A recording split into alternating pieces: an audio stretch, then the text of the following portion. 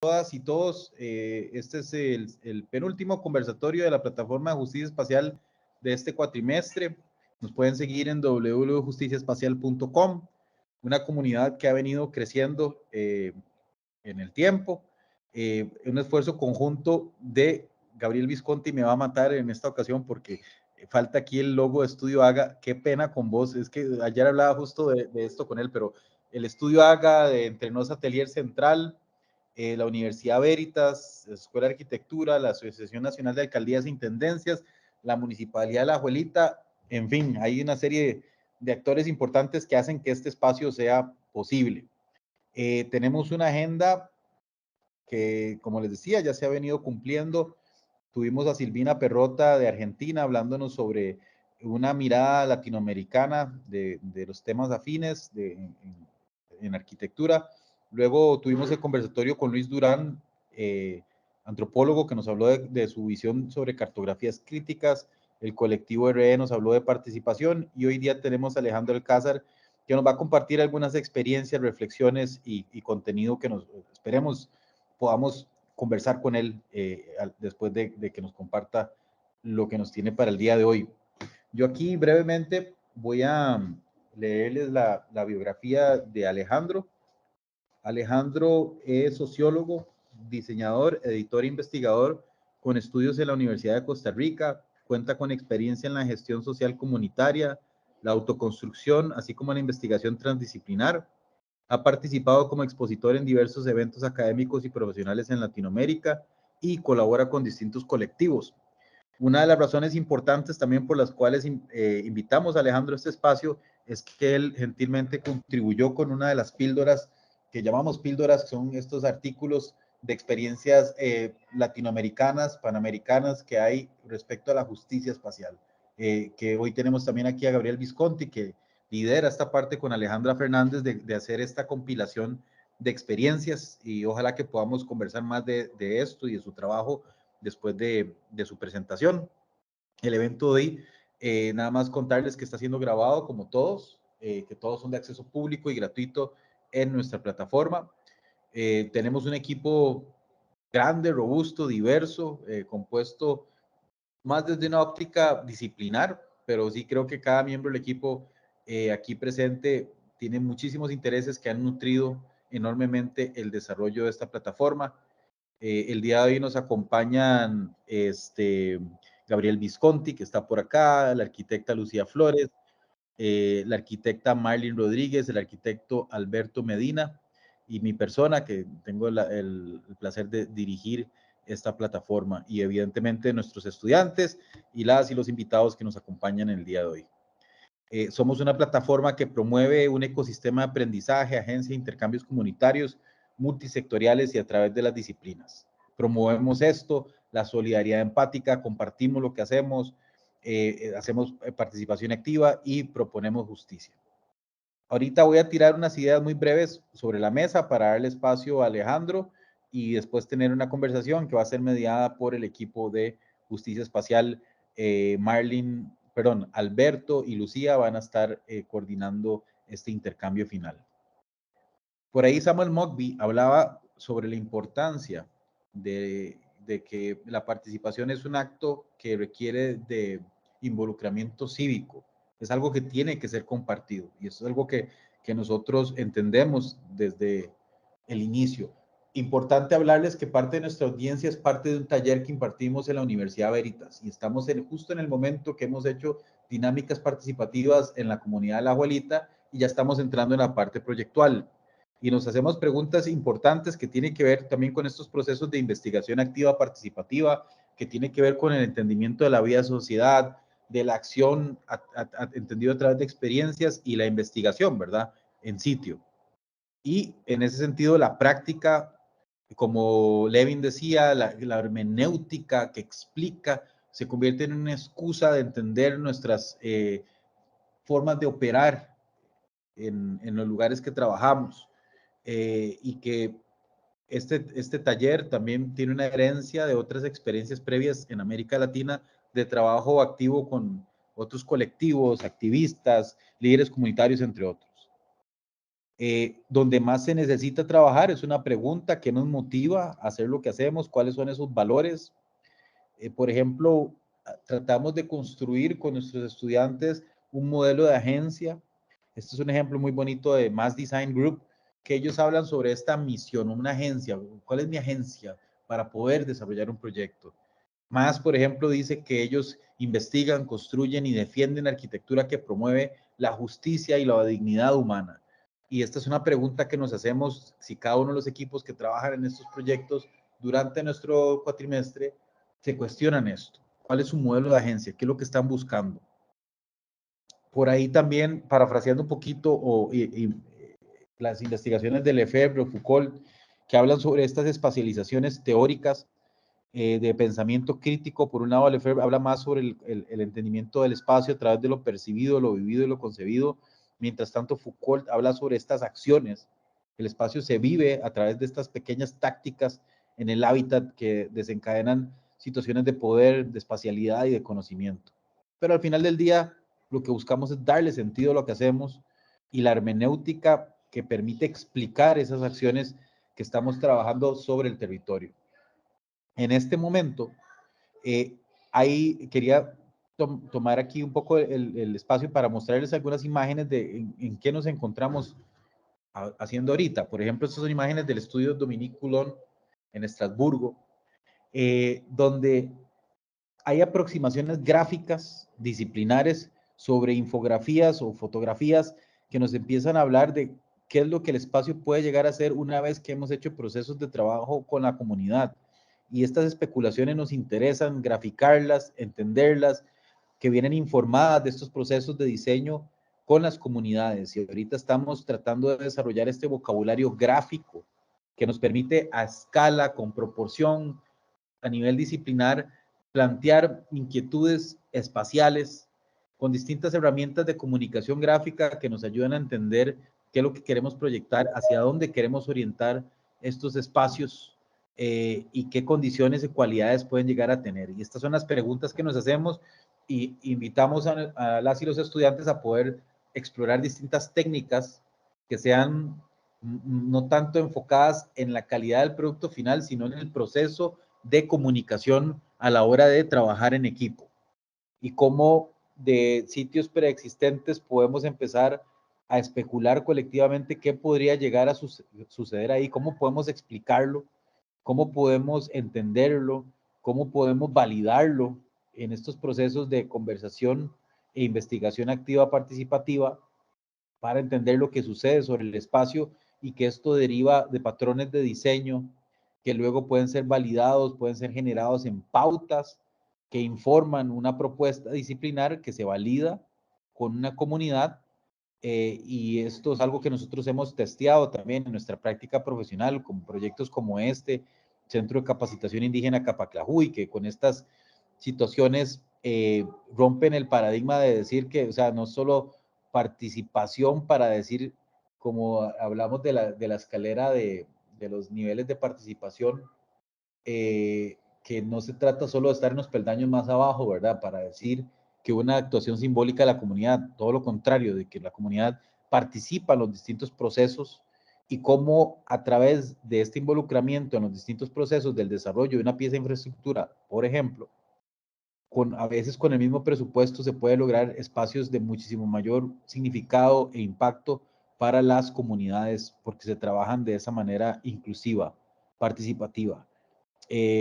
También hablar de cómo técnicas que vienen desde el urbanismo táctico nos ayudan a prototipar previo a hacer una intervención de una escala mayor o mayor inversión de recursos, a entender qué es lo que puede llegar a suceder sobre un sitio, a validarlo, a mediarlo, a digerirlo, a flexibilizarlo, a adaptarlo y a volverlo una condición probable, si, valga la redundancia, se ha probado en ese sentido, ¿verdad? Y por aquí algunas imágenes de proyectos de urbanismo táctico en otras partes de América Latina, como un laboratorio, ¿verdad?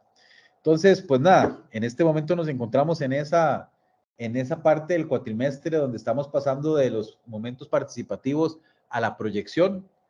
Alejandro, muchísimas gracias por aceptar la invitación. recomendadísimo por Gabriel, evidentemente, que estuvieron de lleno trabajando con vos el tema de la píldora. Y pues nada, te cedo el espacio y aquí muy atentos para escucharte y luego mediar la conversación con Lucía y Alberto. Saludos, pura vida. Gracias, Mike, por la introducción, la presentación. Bueno, espero que me escuchen bien, sí. Sí. Sí, ok, es que por aquí está lloviendo bastante. Gracias por la invitación, también gracias por la introducción. Saludos a Gabriel también, que acompañó este proceso de la píldora, como ya mencionaste. Voy a compartirles pantalla, yo no estoy muy familiarizado con Teams.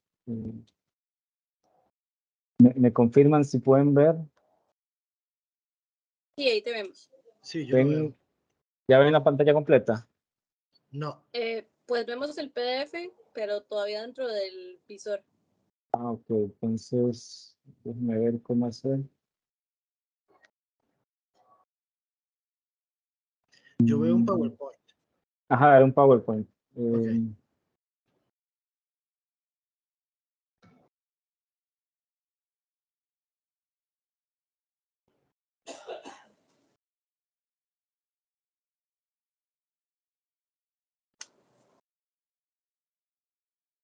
Y ahora sí. Ahora sí. Sí, perfecto. Perfecto. Bueno, vamos a ver si en el tiempo que me estipularon logro hablar de todo lo que quiero hablar. Hoy, bueno, si llama la presentación, ahí como lo ven, ecologías y territorializaciones de un tomate, un hongo y unas semillas.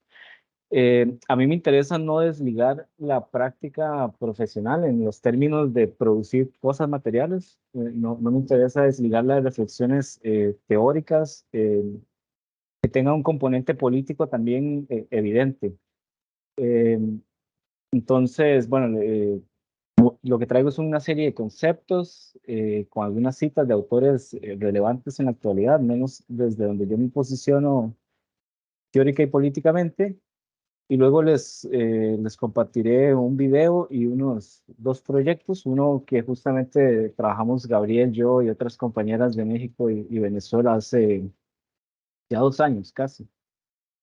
Y ya luego es un proyecto más que yo he desarrollado aquí en Costa Rica con una organización que se llama DIWO. Ok. Lo que busco con esta presentación hoy es tratar de darle contenido a esta afirmación que yo hago en la píldora que mencionó Mike al inicio. Que, bueno, yo digo que la justicia espacial no puede ser posible sin la justicia ecológica, ¿no? Y esta afirmación, pues hay que contextualizarla en un espacio-tiempo determinado y también, pues bueno, cómo la podemos operacionalizar para decir que tiene sentido esa afirmación como tal y que no podemos considerar esas justicias como cosas que podamos ejecutar de manera aislada o separada.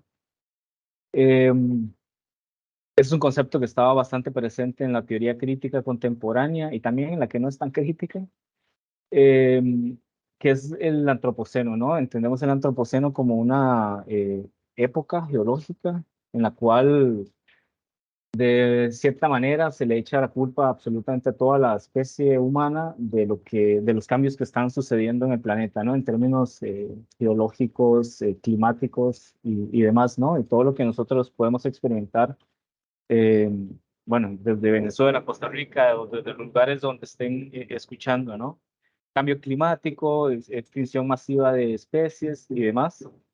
No me gusta tanto situarme desde aquí porque prefiero hablar de capitaloceno. Y aquí, bueno, para hablar de este concepto como tal, me sitúo desde la obra de Jason Moore, un sociólogo estadounidense, tiene un libro que pueden conseguir gratuito en internet, que se llama El capitalismo en la trama de la vida. Moore lo que propone es que las narrativas del antropoceno están atravesadas por lógicas paradójicamente antropocéntricas, en donde el ser humano como tal se concibe como el agente geológico que hace posible la transformación del clima, de las geografías, del paisaje, de absolutamente casi que todo que sucede en el planeta, pero tal vez cae como en la ingenuidad, no sé si perversa, de encasillar a toda la especie humana como si fuese un todo homogéneo, ¿no? lo que dice Moore es, bueno, la cosa no es tan así, no ha sido la especie humana desde que se conoce, ya sea a partir de los momentos en que se asentó y creó el sedentarismo y surge la civilización. No, él dice, bueno, es a partir de ciertas formas de relacionamiento que la especie humana ha logrado ir construyendo con el tiempo, ¿no? En ese sentido, trata de sacar la noción del antropoceno del abordaje meramente cientificista, ¿verdad? De las ciencias exactas como la geología, y lo intenta historizar. Y bueno, también lo intenta problematizar desde relaciones de poder, al decir, bueno, lo que está sucediendo aquí son relaciones estrictamente capitalistas, que son las que generan las condiciones materiales para que seres humanos organizados exploten de cierta manera a la naturaleza, ¿verdad? A formas de vida humanas y no humanas, y bueno, modifiquen las condiciones del medio ambiente y bueno, el planeta en su totalidad prácticamente, ¿no? Entonces, bueno, desde ahí me gustaría situarme. Y voy a partir también de dos tesis. Una tesis, esta es bien viejita, de 1967, pero es bastante vigente, de Guy Debord en La Sociedad del Espectáculo, un libro que si no lo han leído, pues yo se lo recomiendo. La tesis 169, bueno, afirma que el urbanismo es la conquista del entorno natural y humano, ¿no? Este texto que surge previo al 68, que fue un año bien convulso, tanto en Europa, principalmente el occidente europeo, pero también en Latinoamérica, ¿no? O sea, podemos recordar, por ejemplo, todo lo que sucedió en Tlatelolco, en México, en el 68, una matanza de estudiantes por parte del Estado mexicano. Eh, bueno, para Guy Debord, esta especie de ensayo filosófico y teórico, bueno, desarrolla varias líneas. Una es sobre la noción del territorio, en el cual se enmarca esta tesis 169. Y desde ese momento ya, bueno, Debord delinea esto, ¿no? El urbanismo, y ya lo decía Lefebvre también, a propósito de Mike, que hablaba de Lefebvre hace unos instantes. Eh, el urbanismo y la ciudad son ideología, ¿no? Es decir, son una serie de valores, una serie de ideas que construyen una forma de acercar o verla, de ver la realidad y por tanto también de acercarnos a ella, tanto para estudiarla y entenderla como para transformarla. Eh, Eso quiere decir que si nos metemos en el campo del urbanismo, en el cual yo no disocio la arquitectura, casi que las veo como una misma, como un par que de alguna manera se ensambla, ¿verdad? El urbanismo y la arquitectura, eh, pues tenemos que tomar conciencia de las implicaciones ideológicas que pueden encubrirse a través de ciertas prácticas, ¿no? Y también de ciertas praxis, para ponerlo en términos un poco más filosóficos. Eh, Eso nos dice Debord en el 67. Más recientemente, Neil Brenner en el 2013, en un texto que se llama La tesis sobre la urbanización planetaria. Y bueno, hay otro texto posterior en el cual él se pregunta que que si vamos hacia una nueva epistemología de lo urbano. Eh, Rescato dos puntos que Brenner expone en ese texto. Una es que lo urbano actualmente no es un sitio, un espacio o un objeto preestablecido. Y la otra es que nos debemos concentrar en el análisis de los procesos socioespaciales y, bueno, entre paréntesis, las esencias constitutivas de esos procesos, ¿no? Es decir, no basta con describir y darle nombre a los fenómenos, por ejemplo, hablar de comunidades cerradas, no basta con hablar de enclaves, no basta con hablar de asentamientos periurbanos, asentamientos informales. No basta con generar esas etiquetas nominales, ¿verdad? Que simplemente generan como encasillan a la realidad, ¿verdad? Y son como casi conceptos cerrados y casi que fines en sí mismos también. Sino lo que hay que entender son los procesos y las relaciones que surgen o bien que hacen posible a estos fenómenos, ¿no? Eh, y Swindoll, para tratar como de caer un poco en el título, ¿no? Que yo les hablaba de ecologías, no solo de territorios. Swindoll, que es un geógrafo sueco, pero bueno, trabaja en Manchester, en Inglaterra, eh, lo que afirma es que la urbanización planetaria básicamente es el proceso socioespacial que da la forma actualmente conocemos como antropoceno. Ahí lo tacho, digamos, yo quisiera hablar de capitaloceno. Eh, y qué quiere decir Swindoll con eso? Y también partiendo de Brenner, que el capitalismo en su fase, digamos, actual,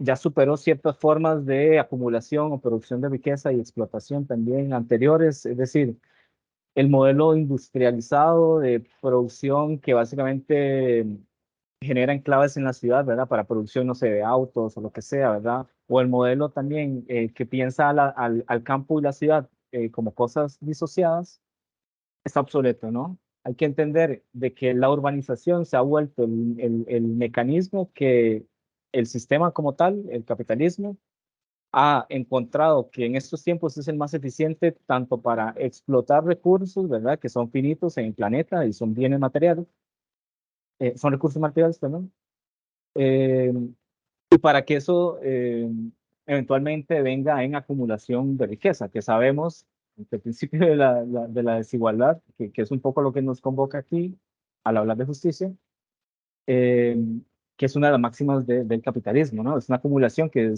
surge de manera desigual, no todas las personas acumulan la misma cantidad de riqueza, y lo cual también provoca lo que en términos de Neil Smith podríamos llamar un desarrollo desigual del territorio. Bueno, a partir de eso, pensaba, bueno, ¿cómo ilustrarles eso? Además de compartir algunos proyectitos, imágenes y cosas así, o más conceptos o ideas que yo pudiese articular. Y lo que se me ocurre es compartirles un documental, que la idea es que lo veamos aquí juntos. Es, bueno, es un cortometraje documental brasileño. Eh, Cuando me metí a buscarlo en YouTube, lo que me encuentro es con este anuncio, ¿no? Que el video es inapropiado para algunos, podría ser inapropiado para algunos usuarios. Y yo, bueno, vamos a ver qué tan inapropiado realmente puede ser. No va a salir nada, digamos, que yo realmente sepa que no deberíamos estar transmitiendo. Eh, a mí me llama mucho la atención que las normas de YouTube lo consideran de esa manera. Entonces, bueno, espero que les guste. El documental se llama La Isla de las Flores. Es de los 80 y está catalogado como uno de los mejores documentales del siglo XX, no solo del cine brasileño, sino que del cine básicamente en Occidente. Eh, es breve, entonces, bueno, sentémoslo. Aquí es donde quiero que nos enfoquemos en la lógica del tomate, ¿no?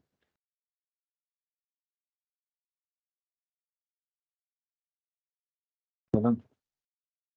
Quiero que me confirmen si sí escuchan el video. Yo no escucho todavía No, no nada. escuchamos. ¿Hay, hay alguna forma que tengan que compartir para que suene el video? Sí, creo que Yo no- al compartir tienes que darle compartir con audio. Vamos a ver. Ah, ok, ya lo doy un chance.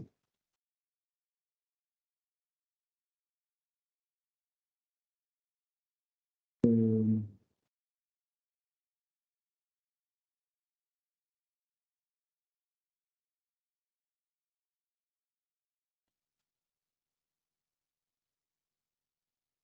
Ahora deberíamos escucharlo. Eh, ¿Siguen ahí? Supongo que sí. Sí, sí, sí, Sí, claro. Bueno, espero que les haya gustado, digamos, decirlo así, creo que suena un poco perverso, ¿no? Por la realidad que expone, que a mí me parece que la expone de una sí. manera magistral. Yo he disfrutado. Eh, Les dejé los créditos completos, no solo porque es algo que yo no hice, digamos, y que les estoy compartiendo, sino porque es tan redondo, digamos, el corto que hay cosas que nos ponen a pensar que solo se pueden entender a partir de los créditos. Tanto de los textos que aparecían al inicio sobre pantalla, sobre fondo negro, como los del final. Em, a ver, no sé si lo notaron, bueno, es que estaba en portugués, aunque desde nuestro español es más o menos fácil entenderlo, ¿no? Al inicio menciona algunas cosas, ¿verdad? Por ejemplo, hace una afirmación, dice al inicio que Dios no existe, y al final empieza a negar un montón de cosas, ¿verdad? Se presenta como un cortometraje documental, lo cual realmente no lo es. ellos de alguna manera lo dicen, porque dicen, el señor Suzuki en realidad es, y dicen el nombre del actor. La señora Anita en realidad es, y dicen el nombre del actor, de la actriz, ¿no? La fábrica de perfumes en realidad es tal fábrica, y así, ¿no? E incluso dicen la isla de las flores, la gran cantidad de tomas no fueron en la isla de las flores, sino fue en la isla de los marineros, que está a 2 kilómetros de distancia de la isla de las flores, ¿no? Entonces, Furtado juega como con una especie de ficción, ¿verdad? Es decir, es un cortometraje y una ficción documental, lo cual no le deja, no le quita, digamos, validez al argumento, porque en ningún momento él niega de que esa realidad sea mentira. Lo único que dice es que eran actores, algunos, y actrices otros, pero no niega que las mujeres y los niños ahí no tengan ni dueño ni dinero, ¿verdad? Y que tengan que comer después de los cerdos. Em, Y bueno, básicamente lo que, el del por qué les traía ese cortometraje, no solo porque me gusta mucho y se lo recomiendo a absolutamente todo el mundo que conozco, sino porque creo que da cuenta, es del 89, pero da cuenta de un fenómeno muy actual, que es el que Swindoll, Brenner intentan exponer, ¿verdad? Cuando hablamos de la urbanización planetaria, es entender que el planeta como tal, digamos, como entidad, el sistema ha intentado capturar absolutamente todo lo que en el planeta sucede para ponerlo a merced del proceso de urbanización. Entonces, tal cosa que nosotros pudiésemos llamar como la ruralidad ya no existe, porque la ruralidad está en función de lo urbano, ¿verdad? Es decir, los agronegocios, los vertederos de basura en islas o en otros lugares del planeta sirven al proceso de urbanización, ¿verdad? Eso quiere decir que ahora es un todo, digamos, totalmente imbrincado. El hablar de espacio no nos sirve de nada hablar de la dicotomía urbano-rural, porque simplemente es partir la realidad en dos cuando esa realidad realmente está estrechamente relacionada, ¿no? Y eso al mismo tiempo se une con la idea de que el capitaloceno intenta o busca, digamos, poner en evidencia de que el sujeto histórico que hace posible que estén sucediendo esos cambios geológicos, hidrometeorológicos y climáticos en el planeta, no es el ser humano en abstracto desde los inicios de la civilización, sino que son grupos de seres humanos en un tiempo histórico determinado, que es el capitalista, que según algunos autores podemos decir que es a partir de la colonización en América, ¿no? Eso lo defienden Lowenhaupt-Zinn, también lo defiende Donna Haraway, eh, Andreas Mann y otros teóricos se adhieren a esas afirmaciones. Eh, y al mismo tiempo da cuenta de que hay o sea, las responsabilidades y las culpas están distribuidas desde la lógica del antropoceno, se intentan distribuir, pues, ¿no? De una manera homogénea, ¿no? Es decir, tanto yo como un simple consumidor, como Jeff Bezos, según la lógica del antropoceno, tendríamos casi que igual cantidad de responsabilidades y de culpa, ¿no? Cuando sabemos que es mentira. O sea, la cantidad de medios de producción que yo poseo es prácticamente cero en realidad, en comparación a la de Bezos o cualquier otro gran magnate, digamos, que aún siga vivo en la actualidad. Entonces hay realmente la distribución de las responsabilidades y las culpas tiene que hacerse de manera justa, ¿verdad? Eh, yo comprando un cepillo de bambú posiblemente aportaré muy poco en relación a si alguno de estos grandes dueños de medios de producción hace un leve cambio en sus políticas, en sus empresas, que por lo general son globales, ¿verdad? Eh, y por otra parte, antes de entrar a esta segunda parte de la presentación, eh,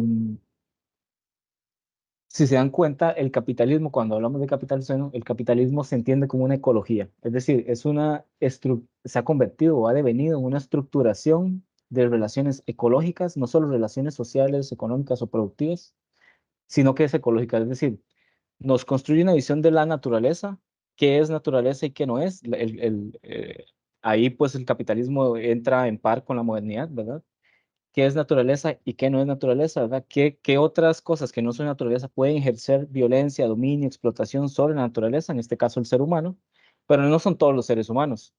porque si consideramos el racismo como una forma, una estructura de opresión, que lo que hizo ¿verdad? En el hecho fundacional colonial en 1492 y de ahí en adelante, eh, fue relegar a ciertos cuerpos humanos, ¿verdad? Indígenas, personas negras, eh, entre otras identidades y cuerpos, los relegó al mundo de la naturaleza, es decir, les despojó de espíritu, les despojó de una serie de condiciones que son las que se supone nos diferencian a nosotros como humanos de los animales, las plantas, los hongos, el agua, las piedras.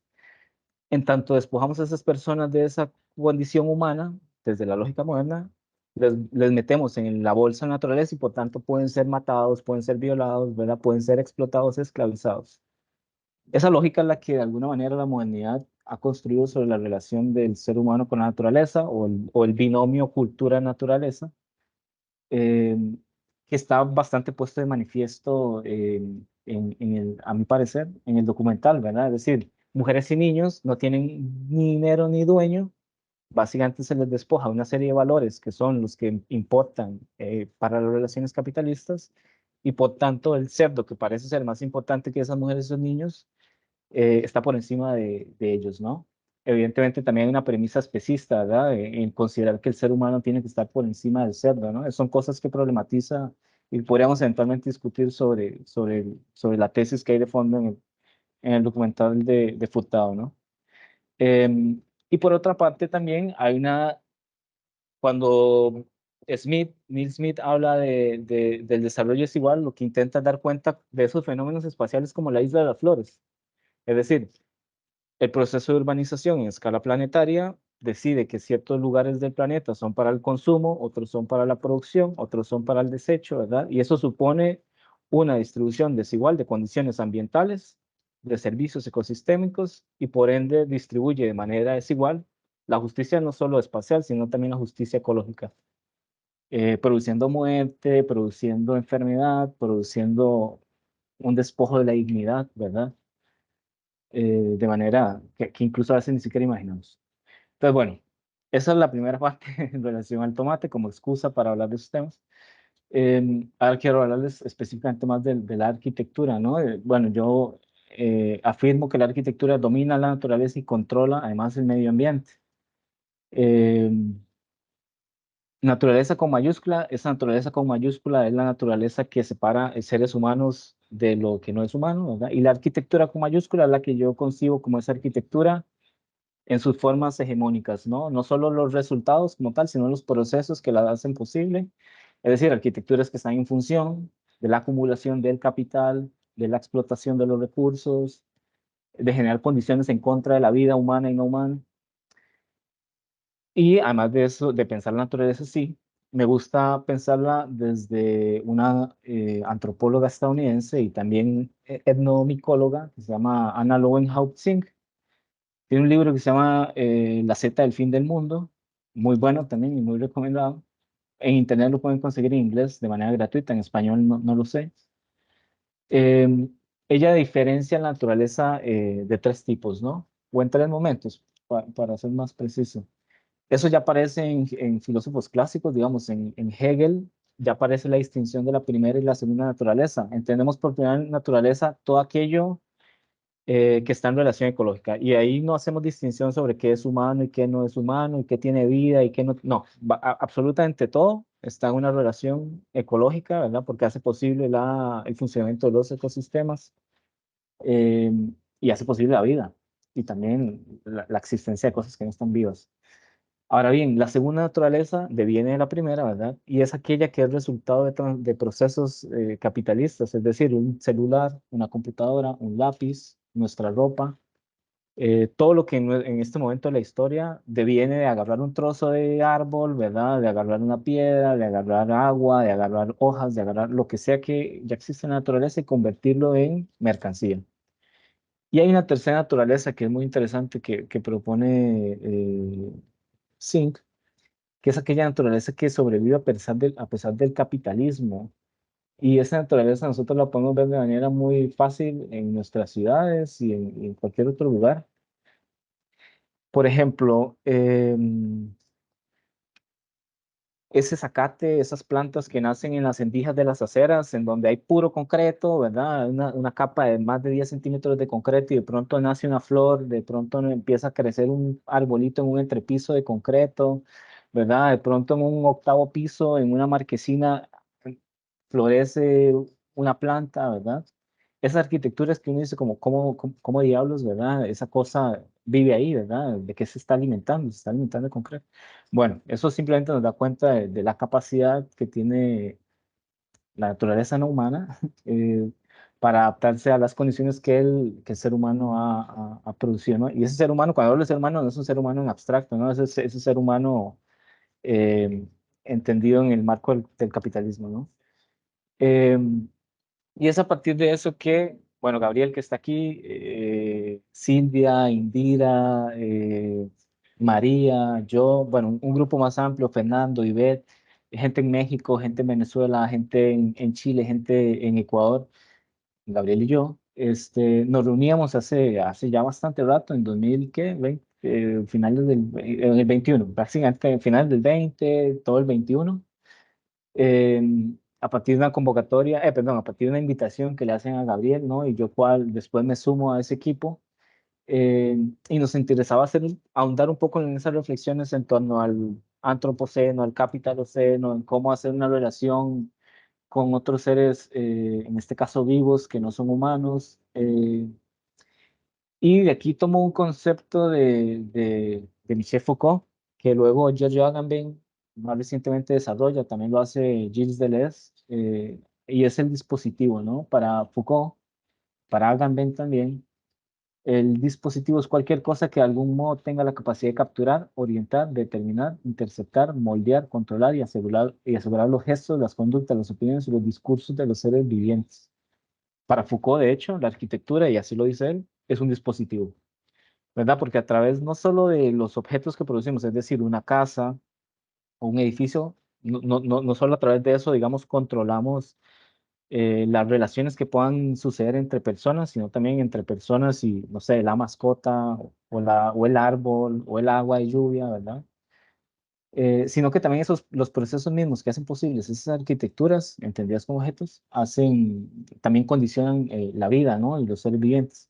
En este caso, un poco era como, bueno, pensemos en una arquitectura que no está pensada en función de los humanos, sino en función de otro ser vivo que son los hongos, ¿verdad?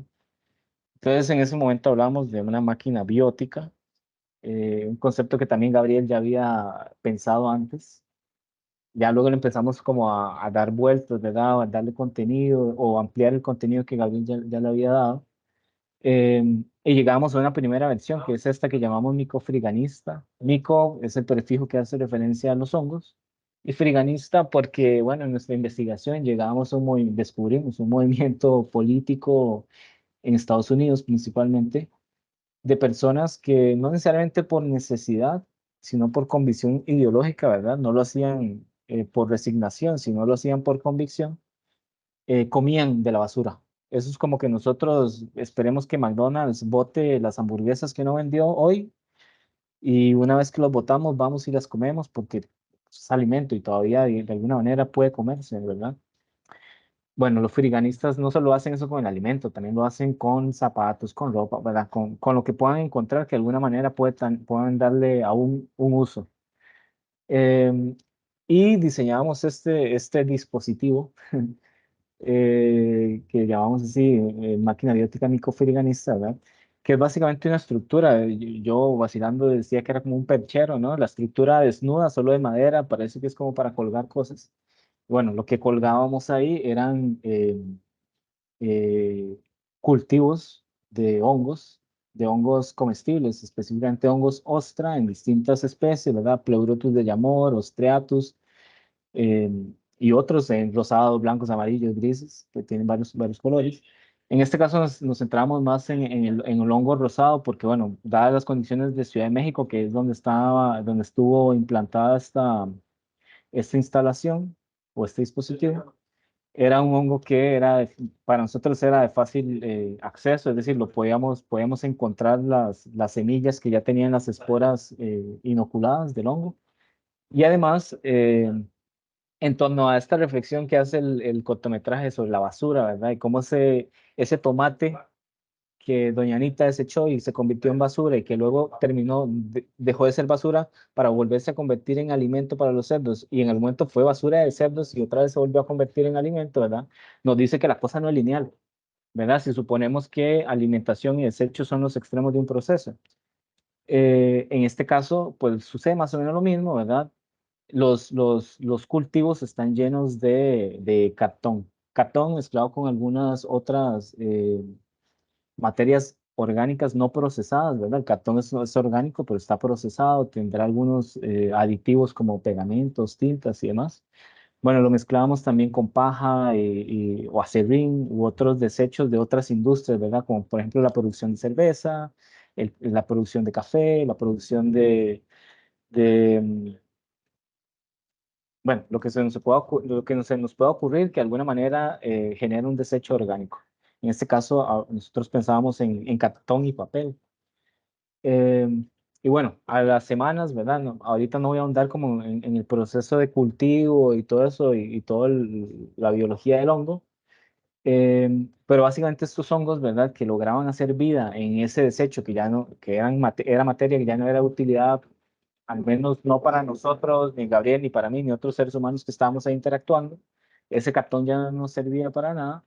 Pues para el hongo sí, ¿verdad? Servía todavía como un sustrato, como un elemento del cual él podía hacer vida y al mismo tiempo reproducirla, ¿verdad? El video del medio es un video del hongo, en este caso el blanquito, liberando esporas. ¿Verdad? Entonces estábamos produciendo vida a partir de algo que parece que era la muerte, que era la basura, ¿no?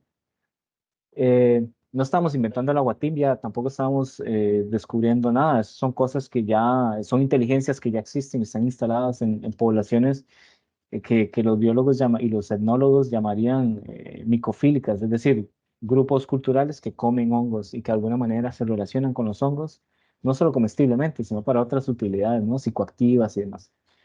Y además le integramos otros elementos. Este de arriba es una especie como de apiario que está lleno de corteza de árbol de oyamel, que era una corteza que conseguimos ahí en México.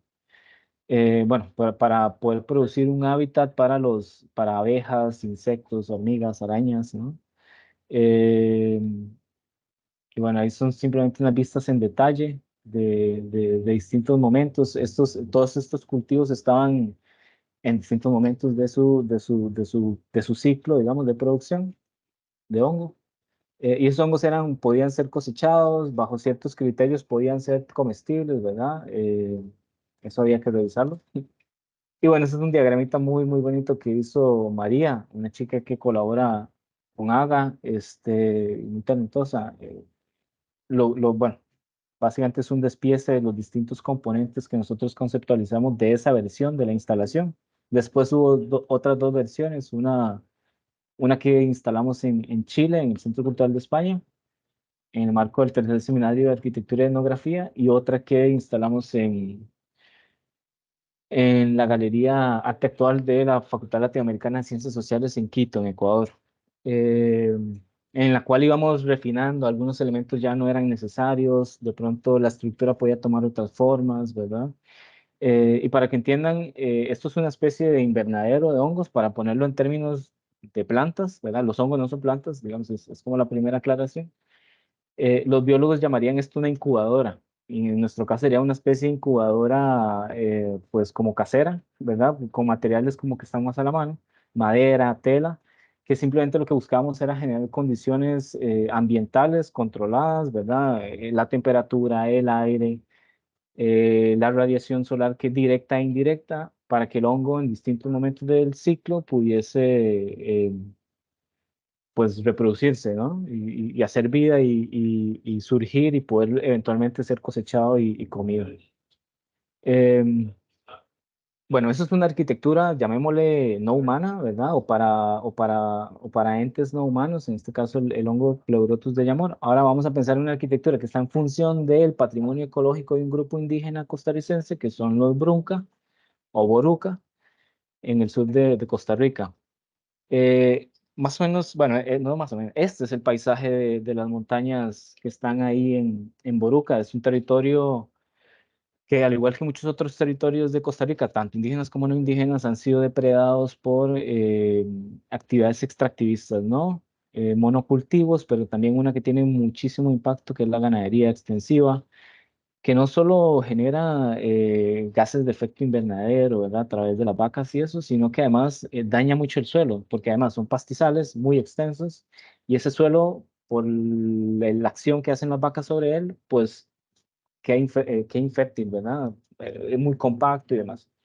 Esa es una de las tantas montañas del territorio indígena de Boruca, que bueno, en el equipo de Divo, en conversación con una serie de mujeres que conforman una asociación de mujeres indígenas que se hacen llamar Socagro, que significa mujeres como sabias guerreras, significaría eso en español. So significa, es como un tratamiento que se les dice a las mujeres como mayores o adultas o sabias, y Kagru es guerrera, ¿no? Entonces serían como sabias guerreras. Eh, bueno, ya se organizaron porque no solo porque les interesa sobrevivir, ¿verdad? Es decir, hacer sus cosas para poder vender sus artesanías, para poder cultivar y vender y subsistir, sino porque también tienen interés en restaurar, regenerar, rehabilitar sus territorios y sus ecosistemas. No solo porque digan que eso es importante para vivir, sino también porque dentro de su cosmovisión como indígenas es importante esa relación estrecha con la naturaleza. Entonces, este era uno de los cerros donde se planteaba una restauración del paisaje, ¿no? A través de un sistema agroforestal, es decir, una coexistencia de bosque con agricultura.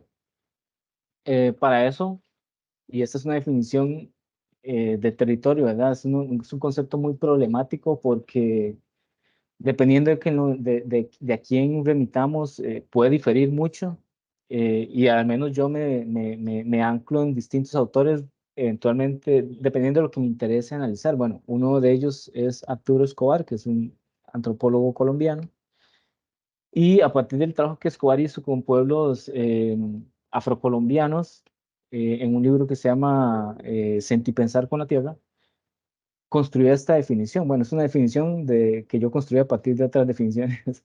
Bueno, es un concepto que yo creé a partir de varios conceptos que él produjo, ¿no? Por eso está dos veces entrecomillado, ¿no? Es un espacio, el territorio viene a ser un espacio que sustenta el proyecto de vida, pues, de las comunidades, ¿verdad? Es un proyecto colectivo, donde tiene lugar además procesos de apropiación sociocultural de la cultura y los ecosistemas.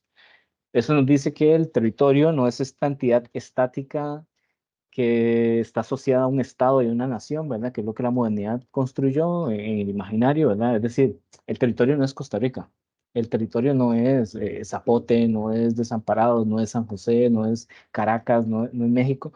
El territorio es una porción de tierra, ciertamente. eh, bueno, la porción de tierra básicamente es el soporte material de una serie de relaciones de vida, ¿verdad? Que sustentan además un proyecto y en el cual el ser humano no está aislado, sino que está rodeado de una serie de naturalezas más que humanas o no humanas, y los ecosistemas que hacen posible la sobrevivencia de esas entidades, ¿no? Vivas o no vivas.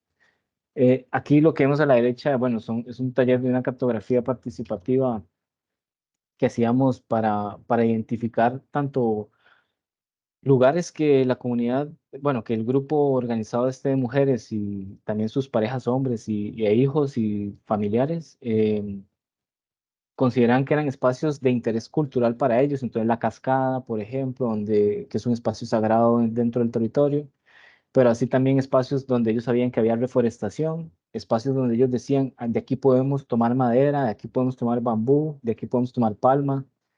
Eh, es decir, era un mapeo de no solo capacidades locales, porque también identificábamos cuáles personas podían aportar de alguna manera al proyecto, sino que era también de cómo esos ecosistemas de alguna manera nos podían dar bienes para poder cumplir el objetivo de ellas, que era un banco de semillas, que nosotros, bueno, ellas mismas en realidad, le nombraron santuario, como un poco ante esta crítica de entender el banco como este espacio de acumulación de riqueza, ¿no? Y las semillas no pasan por ahí. Ahí es una cuestión más importante, no es una cosmovisión de los indígenas Boruca, y por ende se le daba esta condición más como de santuario, ¿no? Es un espacio donde hay una mística. Esa montaña que veíamos en la primera foto es este pedacito que está como aquí abajo. Eh, y bueno, esta área contorneada en naranja es el área de restauración del paisaje a través de una multiplicidad de acciones. Una de ellas era un sistema agroforestal, pero también hay un área que era simplemente de reforestación, otras áreas de mitigación, otras áreas en donde se están previstas algunas infraestructuras, entre ellas el santuario de semillas. Y bueno, el centro de Oruca, que está más arribita, ¿verdad? El, eh, y ahí más, bueno, un poquitito más arriba del centro es donde está ubicado las instalaciones de Socagro. Eh, bueno, básicamente para eso nos interesaba generar ciertas capacidades, pese que el bambú, en este caso el bambú guadua o guadua, ya estaba en el territorio de ellos, ¿verdad? Y en sus ecosistemas. No es un material, no es una planta que pueda devenir en material que ellos utilizaran comúnmente. Por lo general, el bambú que utilizan es para alguna estructura efímera, para algún cerramiento, digamos, sin mayor detalle. Y nosotros lo que les proponíamos es, bueno, aprovechemos que ustedes tienen en su territorio estos bienes y démosle un uso, ¿verdad? Y recuperemos de pronto también algunas tecnologías que parecían o saberes que parecen perdidos, que otros pueblos indígenas, sin intentar, ¿verdad? No pretendo homogeneizar a toda la población indígena en América, pero que otros pueblos indígenas en otras partes de América tienen muy arraigado, ¿no? Algunos pueblos colombianos, por lo general los andinos, ¿no?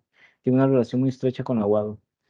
Entonces, bueno, articulábamos algunos esfuerzos con la Universidad Nacional, el proyecto Bambú. Entonces, este era un taller para que la gente pudiese identificar cuándo cosechar una caña de bambú, cuándo no, ¿verdad? Para saber en qué momento de la vida del bambú estaban las cañas. Entonces, era un ejercicio de manejo de un bosque de bambú. Entonces, bueno, podar ramas, identificar las cañas con distintos colores para saber que esta caña le faltan pocos meses o pocos años para cosecharla y que otras más bien están muy jóvenes, entonces no podemos usarlas para construcción.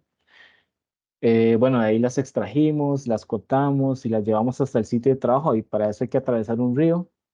Y bueno, aquí en la fotografía del medio abajo, un grupo de personas de Boruca están aplicando unos químicos para curar las cañas, ¿no? Y para poder alargar su vida útil, porque bueno, como una materia orgánica se descompondrá o bien insectos se lo comerán, ¿verdad? Y queremos evitar un poco eso para poder tener un edificio que por bastantes años pueda ser seguro y habitable.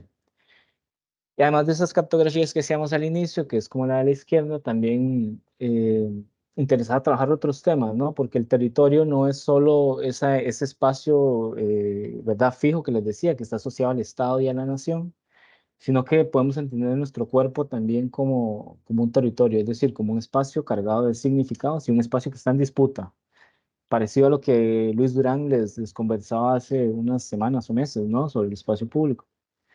Es decir, nuestro cuerpo sintetiza una serie de diferencias, de conflictos, ¿verdad? Que hacen que algunos cuerpos sean mal vistos, que otros cuerpos sean privilegiados solo por su color de piel, o por sus genitales, o por sus dimensiones, ¿verdad? En este caso estábamos trabajando únicamente con hombres de Boruca, hombres jóvenes, reflexionando sobre la masculinidad, ¿verdad? Tratando de que este fuese un espacio seguro para ellos, ¿verdad? Es decir, donde pudiesen manifestar sus pareceres en torno a qué significa ser hombre, qué significa ser masculino, ¿verdad? Su relación con las mujeres de Boruca y cómo las tradiciones y otras prácticas culturales de ellos, tanto indígenas como occidentales, es decir, no indígenas, eh, reproducían esos mitos, ¿no? Entonces aquí trabajamos para esta ocasión, decidimos trabajar con una serie de recortes de libros, de revistas, de periódicos y las asociamos a distintas partes del cuerpo, ¿no? Entonces el deporte está asociado con tal parte porque supone fuerza, porque supone destreza o esto supone inteligencia, ¿verdad? Esto supone emoción. Y bueno, una vez que situamos eso en el cuerpo, ¿verdad? Luego lo problematizamos, ¿verdad? Entender el por qué estábamos poniendo eso ahí y ver si luego hay que moverlo, ¿verdad? Y si no, pues que hay que hacer como para, llamémosle, descolonizar o deconstruir ciertos preceptos asociados al cuerpo y a la identidad y a la masculinidad. Em, Asociado a este concepto del territorio, ¿verdad? Y es uno de los que menciono en la píldora, está el capital espacial, trabajado principalmente por este geógrafo francés, Jacques Lévy, pero bueno, hay un montón después de él que lo han trabajado ya en español, en portugués, en otras lenguas, em, basándose un poco en las propuestas de Pierre Bourdieu, ¿no? De los capitales social y cultural y simbólico.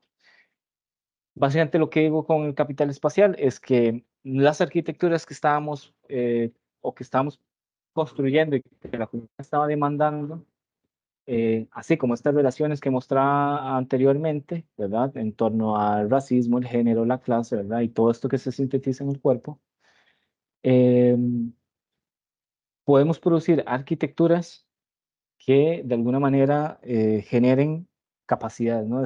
La capacidad vendría a ser el capital, ¿verdad? Y es un capital espacial, es decir, no es algo que únicamente dependa de dinero, que dependa de habilidades en las personas, sino que a veces, aunque tengamos el dinero y las habilidades y otra serie de recursos, si no tenemos condiciones espaciales para eso, pues de pronto se entorpece el proyecto, ¿verdad? O no llegamos muy lejos. Entonces, estas arquitecturas las concebimos como capitales espaciales que ayudan al proyecto más amplio que tienen estas mujeres, que es regenerar, rehabilitar el paisaje de Boruca, ¿no? El paisaje a través de todas esas estrategias que les comenté, ¿no? Sistemas agroforestales y demás. Em, y otra cosa que afirmo es que una distribución desigual del capital espacial implica una distribución desigual de condiciones ambientales y ecológicas, ¿no? Así como las mujeres y los niños sin dinero y sin dueño de la Isla de las Flores tienen que comer de lo que para otras personas y animales es basura, ¿verdad? Ahí hay una serie de condiciones ambientales y ecológicas que están distribuidas de manera desigual, ¿no? Es decir, las personas en la ciudad, doña Anita, que botó ese tomate, no está padeciendo la misma contaminación, ¿verdad? Y la misma exposición a enfermedades que sí están experimentando todas esas mujeres y esos niños, ¿no? En ese botadero de basura, en esa isla. Entonces, el proceso de urbanización planetaria, ¿verdad? En el marco del Capitaloceno, genera esa distribución desigual, construye o produce territorios desiguales, ¿verdad? O con un desarrollo desigual, diría Smith y también diría Trotsky, mucho más atrás en el tiempo. Eh, que bueno, evidentemente tenemos que ser críticos y tenemos que tener la capacidad primero de identificar y analizar esos fenómenos para luego ser críticos con ellos y ver cómo poder atenderlos, ¿no? Y cómo nuestras arquitecturas no van a venir a ser cómplices de esos procesos, ¿verdad? O profundizarlos, sino que de alguna manera contenerlos o en el mejor de los casos revertirlos o del todo eliminarlos. Em, para esto, bueno, este santuario básicamente es una estructura, es un zócalo de concreto ciclopio, ¿verdad? Piedras de la zona con concreto, que bueno, ese cemento no, pues del cemento que venden en las ferreterías. Em, que bueno, aquí está don Maroto, Chico Vaca le dicen, y por aquí arribita está Cacho y a la derecha está Doña Chana.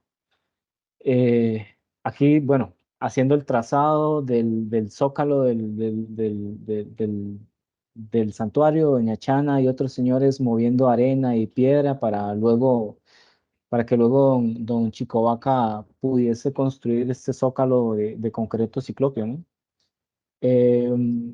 Y luego, a partir de la articulación de otros esfuerzos, es decir, no solo había personas de la comunidad y personas de la asociación de mujeres, ¿verdad? Socagru, sino que también en asociación con empresas, con fondos internacionales, con estudiantes de colegios, a- mediante voluntariados, en su gran mayoría, empezamos a construir, ¿no? Entonces, esas capacidades no solo se le transmitían a la población, es decir, las habilidades técnicas para construir con bambú, sino también otros chicos y chicas en formación de secundaria, que eventualmente muchos de ellos salieron diciendo que querían trabajar en temas de derechos humanos.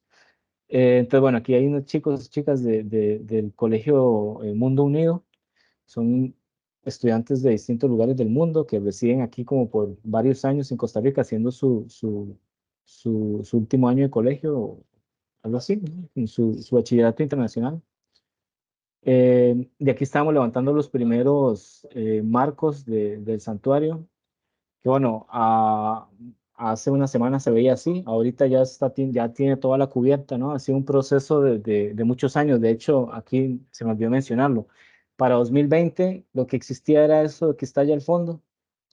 No sé si lo ven, un ranchito, unas cuatro cañas de bambú con unas láminas y como una especie de banquito. Para el 2021 ya existía este rancho, ¿verdad? Con estructura de madera, que es una madera que reutilizamos después para el santuario, ¿no? Es decir, entendemos que esto es un proceso de muchos años, ya han pasado 3, 4 años, y la estructura ha ido evolucionando, ha cambiado materialidad, ha cambiado configuración, de dimensiones, produce otras relaciones, este, y bueno, lo que se pretende con este espacio es que eventualmente pueda ser un lugar para almacenar semillas, porque hablábamos con los señores y las señoras y ellos nos decían, bueno, es que yo recuerdo que aquí antes comíamos un frijol que nunca más volvimos a ver, un frijol que tenía como unas pintas negras y blancas.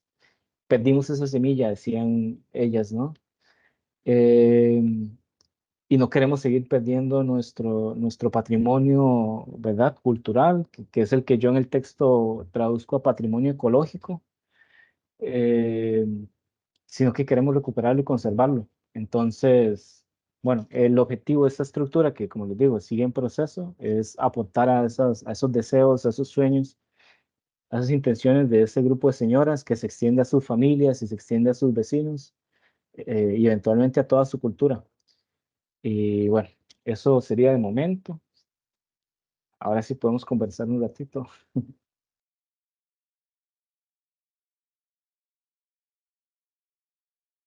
Muchas gracias.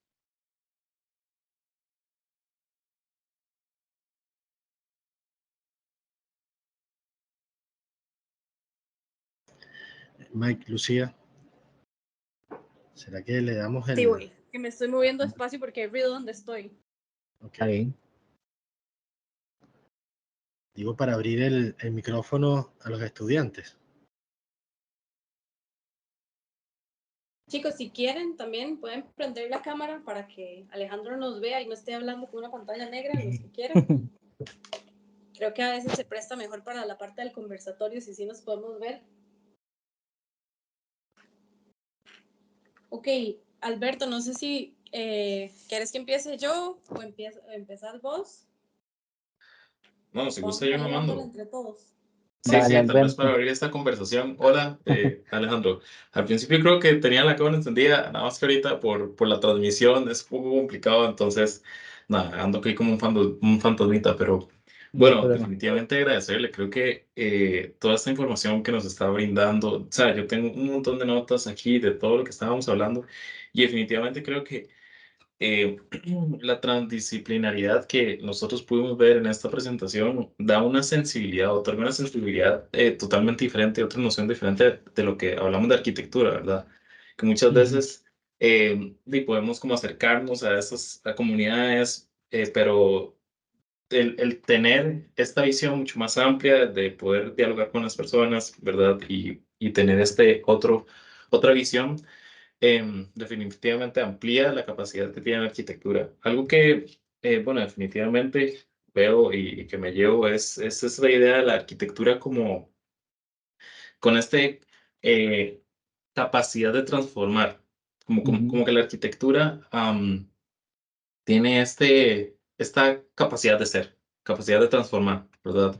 Que es algo que también nosotros hablábamos en el curso, de qué diferencia una arquitectura convencional que responde a unos intereses de una persona en particular a una arquitectura que busca el bien general, que busca el poder brindarle a todas las personas capacidad de oportunidades y demás. Entonces, creo que definitivamente con esta charla nos ha dado muchos indicios de por dónde va esa, esa arquitectura y sí, definitivamente como el contenido del poder ser, ¿verdad? Del poder transformar, del poder ser transgresor de un sistema que en estos momentos es totalmente desigual, ¿verdad? Entonces, no, definitivamente yo aquí, como digo, tengo un montón de apuntes. Creo que por ahí van mis comentarios y no, o sea, más bien muchísimas gracias.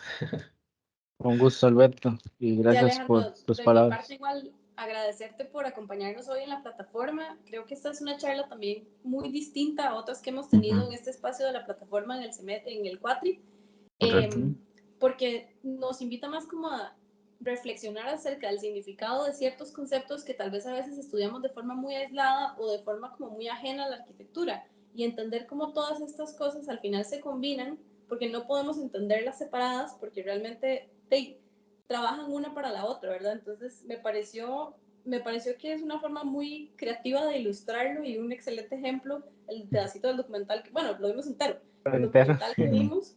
Ujú, Yo también se lo voy a recomendar a todo el mundo, me parece que está genial porque es como muy, o sea, es como casi una sátira de lo que es Ujú. realmente, ¿verdad? Este proceso, entonces me parece una forma muy como clara de explicarlo y de dejar en evidencia, ¿verdad? Como lo irónico que puede ser a veces cómo funciona este sistema. Y me parece además muy valioso lo que mencionas de entender la arquitectura como un dispositivo, porque creo que Ujú. a veces sí hablamos mucho como de que la arquitectura tiene un impacto y tiene capacidad de afectar los territorios, afectar cómo vivimos, pero nunca, tal vez nunca nos ponemos a pensar cuál es exactamente, cómo funciona el artefacto en sí y digamos quién usa el artefacto, para qué funciona, en qué momento del proceso aparece ese artefacto, sino que lo agarramos como si fuera un objeto aislado que nada más cae en un lugar. Ujú. Y, e incluso, digamos, discutir cosas como conceptos como territorio, como libertad, creo que eso nos hace cuestionarnos mucho, ¿verdad? ¿Qué es lo que estamos haciendo y sobre todo, para qué y para quién lo estamos haciendo? Porque no necesariamente siempre estamos haciendo las cosas para gente. Incluso yo no me había puesto tal vez a pensar, ¿verdad? Para qué parte del ciclo de vida estamos diseñando. Entonces, pues no, me pareció una charla súper distinta, súper interesante y me gustaría saber, bueno, los chicos pueden ir levantando la mano si quieren, como para ir viendo los comentarios, pero también quisiera saber, digamos, de todo esto que vimos, ¿qué has descubierto vos o qué ha sido como el concepto que más te ha llamado la atención en el momento, digamos, de empezar a pensar cómo se relaciona la práctica normal que nos enseñan en arquitectura, ¿verdad? De qué es ser un arquitecto y qué es lo que hace el arquitecto Ujú. o el urbanista versus toda esta idea, digamos, de cómo se relaciona ese quehacer con la máquina del capitalismo. Ujú. Mm, una máquina que no es biótica, es como antibiótica, bueno, ¿verdad? El capitalismo, es decir, atenta contra la vida en todas sus formas, y contra esas condiciones materiales que no tienen vida, que soportan la vida, el agua, el aire y el suelo. Em, un único concepto, el único que se me viene a la mente ahorita, digamos, es, y Michael lo mencionaba hace un rato, ¿no? Es la noción de agenciamiento, porque a veces también, a veces yo escucho, digamos, que la gente habla como, bueno, hay que pensar en la capacidad de agencia de las comunidades, de las personas y demás. Y un poco el abordaje que se suele hacer es como si la agencia residiera en esos seres, ¿no? Es decir, Ujú. vos, Lucía, tenés agencia, Gabriel tiene agencia, yo tengo agencia, pero la agencia no es algo, bueno, y esto siguiendo a Deleuze y Guattari y a Manuel de Landa y también a Bruno Latour, que han desarrollado ese concepto. La agencia no es algo que resida en las cosas ni que resida en los seres. La agencia resulta del relacionamiento entre las distintas partes. Y para Deleuze y Guattari, esas partes son cuatro. Una es el estado de las cosas, es decir, cómo se encuentra la realidad. Las enunciaciones, es decir, los discursos que construyen esas realidades o nos construyen imágenes de esas realidades o representaciones. Un poco siguiendo a Debord, ¿no? Yo le mencionaba la tesis 169 en este libro de la sociedad de espectáculo. Habla mucho sobre la idea de la representación y la imagen. La otra es el territorio, entendido como esos lugares donde tienen lugar esas relaciones. Y por último, ese concepto del territorio no es estático. Entonces ellos dicen que esa cuarta dimensión es los movimientos de desterritorialización, ¿verdad? Es decir, lo que pone en crisis y hace que siempre esté en movimiento ese territorio, ¿verdad? Porque algo llega a mover algo, eso quiere decir que en esa desterritorialización hay una reterritorialización en otro lugar, ¿verdad? Toda causa tiene un efecto. Bueno, esto no es algo que ellos digan, porque en realidad más bien intentan superar esa dicotomía de causa y efecto.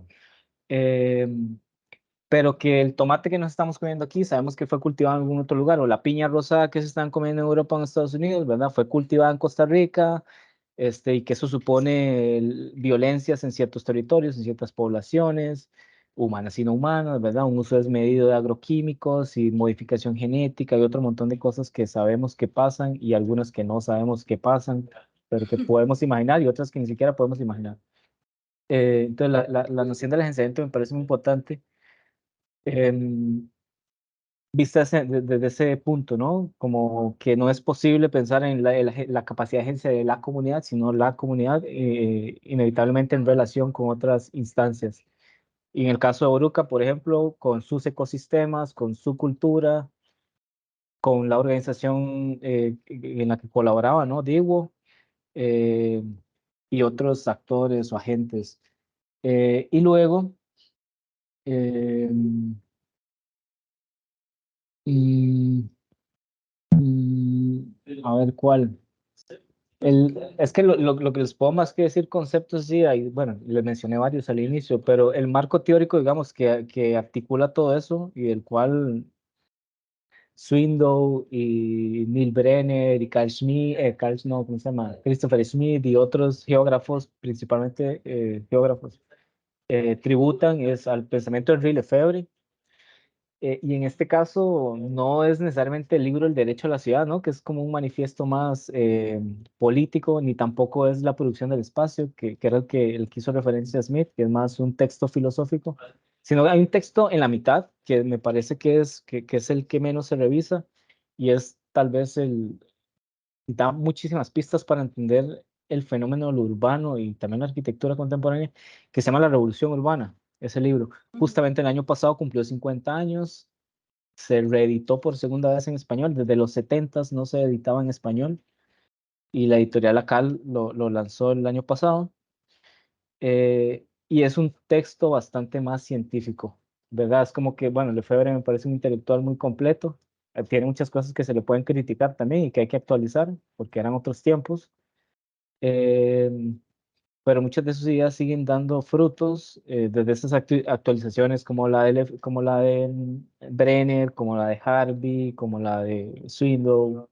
eh, y bueno, también hay Saidamuchi, Collective Puncis, ¿verdad? Ya hablando sobre mujeres que le dan también un contenido feminista a esos conceptos y a esas ideas.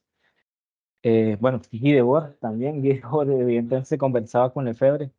Eh, y lo otro es también revisar literatura latinoamericana. Yo cada vez que me invitan o me piden una presentación o ofrezco, eh, a veces como que me surge un sentimiento de culpa. Bueno, en este caso no mencioné a ninguna mujer. Bueno, sí, mencioné a dos, mentira, a Haraway y a Zink. Pero latinoamericanos, ¿verdad? O sea, pasamos muy por alto el conocimiento producido en nuestros territorios, en nuestros países. Eh, Creo que es necesario que estemos en constante cuestionamiento de esas referencias, desde donde pensamos. Ahí yo les sugería a Arturo Escobar, pero si les interesa el tema de la ecología, también pueden pensar en Maristela Svampa, que es chilena, perdón, es argentina. Eh, y sí, no sé, eso, yo creo que es un poco como mantenerse incómodo. Y no mantenerse incómodo. Hace un poco me salían cosas que le salen en Instagram que yo no sé cómo me salen. Estas personas que te invitan como a tener mentalidad de tiburón, ¿no? Entonces parecía un meme, pero no era un meme, era un señor durmiendo en un sillón todo incómodo y le preguntan, hey, ¿por qué dormís ahí? Porque incomodándome, porque levantándome incómodo todos los días, es que soy súper efectivo, ¿verdad? Y no sé qué, y así puedo lograr toda mi riqueza. Y yo como, ¿qué? ¿Verdad? Es como también como poner en crisis la vida para poner en crisis más vidas, ¿verdad? Es la vida propia para atentar contra vidas ajenas. Era, no sé, muy extraña. Entonces, no lo digo en ese sentido de incomodarse, sino estar en ese autocuestionamiento, porque creo que algo que deja claro Debord, ¿verdad? Y no Debord solo, sino el colectivo en el del que él participaba, la Internacional Situacionista, es que una de las grandes virtudes del capitalismo, digamos, porque tiene muchas cosas buenas, al igual que malas, es que es un sistema que logra transformarse de una manera muy, muy rápida, digamos, y se logra apropiar de cosas que le son contrarias. Es decir, el ecologismo en los 60 era una cosa bastante más radical de lo que podemos concebir ahora. Y ahora Colgate te vende cepillos de dientes de bambú, ¿verdad? Y no sabemos de dónde viene ese bambú, de qué tipo, qué mano de obra, ¿verdad? En dónde está sembrado eso. Eh, es decir, ese ecologismo se fetichizó. Y cuando digo que se fetichizó es que no da evidencia o no es transparente, digamos, de todas las relaciones, no solo sociales y económicas, sino también ecológicas que hay detrás de ella. O sea, todo lo que hizo posible ese cepillo de bambú, todo lo que hizo posible una camisa que vendemos como bajo la lógica del upcycling, ¿verdad? Cualquier cosa que sea reciclada, reutilizada, ¿verdad? De eso, o hecho de manera, incluso la lógica de los biomateriales y la lógica de la bioconstrucción, también hay que también entrarle con precaución, ¿verdad? Porque hay mucha bioconstrucción que es absolutamente exclusiva, ¿verdad? Técnicas como la tierra apisada, ¿verdad? En nuestros países no solo es ilegal, sino que, bueno, según los reglamentos es ilegal o más o menos es alegal, digámoslo así, es alegal. Eh, Sino que sabemos que esas técnicas están al acceso sí, al acceso de muy pocas personas por su complejidad técnica y no por las condiciones materiales del material mismo, ¿no? La tierra, pues, que está en todo lado. Eh, entonces también se terminan fetichizando esas biotécnicas y biomateriales que se supone que intentan reivindicar para tener un hábitat más armonioso con la naturaleza, terminan también siendo cómplices de esa reproducción de desigualdades, ¿verdad? Sí, claro, porque Eh, es una máquina que evoluciona muy rápido y reacciona al mercado, valga la redundancia, porque ajá. dice, ok, esta es la forma en la que quieren recuperar este concepto o volver a hacer las paces con la naturaleza, listo, ahora lo vendemos y lo convertimos en un producto exclusivo y atractivo. A propósito de las máquinas, no sé si Gabriel quiere decir algo, pero hay otro concepto de James Ferguson que reflexiona sobre el caso de Lesoto. Lesoto es un país que está dentro de otro país. No sé si ubican a Sudáfrica, supongo, porque están en el sur de África. Pero Lesoto es más difícil de ubicar. Y la forma más sencilla es decir, Lesoto está dentro de Sudáfrica. Eso es como que imaginemos que Cartago sea un país y está rodeado de Costa Rica. No tiene acceso al mar y todas sus fronteras es con un mismo país. Es el caso de Lesoto. Es una especie de enclave, bueno, eran colonias inglesas, todas esas, y también de los Países Bajos.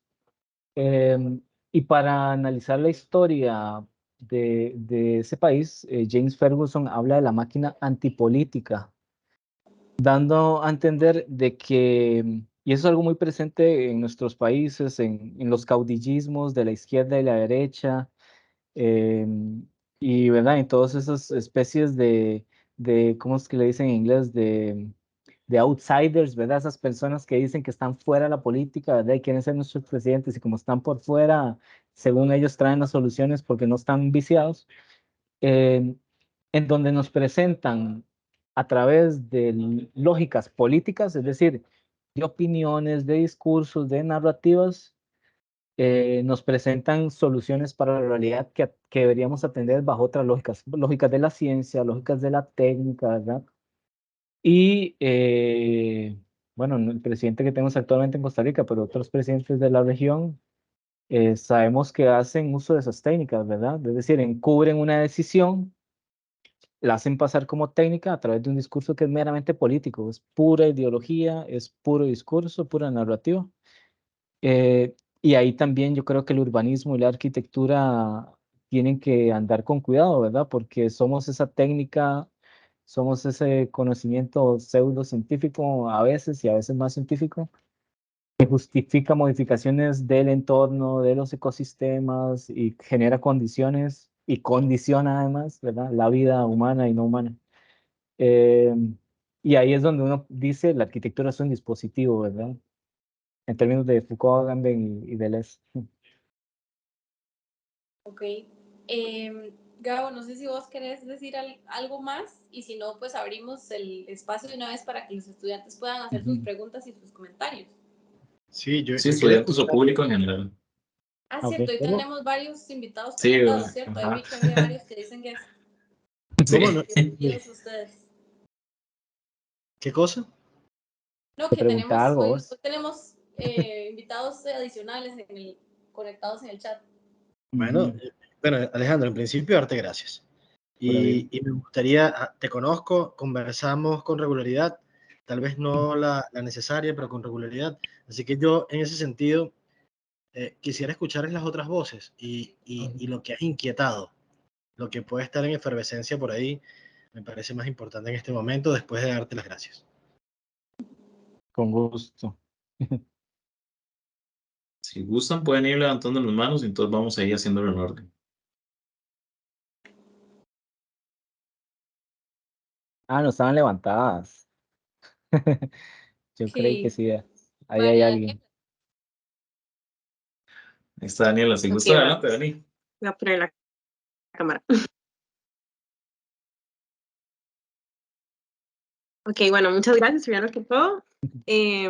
Bueno, creo que uno de los aspectos que queremos que definan nuestros proyectos, ¿verdad? En este curso de justicia espacial es la historia y la cultura del lugar donde vamos, donde queremos accionar.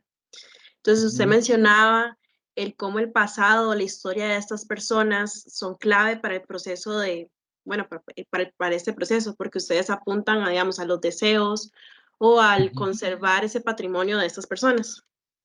Entonces, mi ujú. pregunta es, ¿qué consejos nos daría o qué daría a los jóvenes arquitectos o estudiantes de arquitectura profesionales interesados en trabajar en el campo de la preservación del patrimonio arquitectónico y cultural? Digamos, ¿cuáles son los puntos de ese proceso de preservación que no nos podemos olvidar, que Ujú. son clave? Yo creo que la primera es no pensar el patrimonio como algo estático, ¿verdad? Eh, y ni siquiera como algo prístino, es decir, que es igual hoy a como fue hace mucho tiempo. Voy a dar un ejemplo a partir de la experiencia en Boruca. Em, las personas Boruca hacen unas máscaras, ¿no? Talladas en madera de balsa. El usar esa madera según entiendo yo, es desde hace mucho tiempo. Hace mucho tiempo ellos no pintaban esas máscaras. Si ahora vamos a alguna tienda de artesanía indígena, vamos a encontrarlas pintadas. Las pintan con pinturas sintéticas, ¿no? Cantilán y esas marcas, ¿no? Ese tipo de témperas o acuarelas. Pinturas acrílicas, perdón. Y yo una vez le preguntaba a una de las señoras, a doña Lourdes, ¿y antes cómo pintaban? Antes de que existieran esas pinturas, ¿qué pinturas usaban? Y ella, no me acuerdo, no lo sé, ¿verdad? Y no porque lo haya olvidado, sino porque simplemente su práctica cultural Se pierde. cambió. No necesariamente pierde, porque también el patrimonio, creo que las culturas o las sociedades están en derecho de decir qué olvidar y qué no, ¿verdad? Claramente hay cosas que se han olvidado por imposición, ¿verdad? O por violencias, es decir, el Estado costarricense por siglos negó que los pueblos indígenas hablaran su propia lengua. Eso hace que la lengua o solo persista de manera escrita y a veces con pocos hablantes, ¿verdad?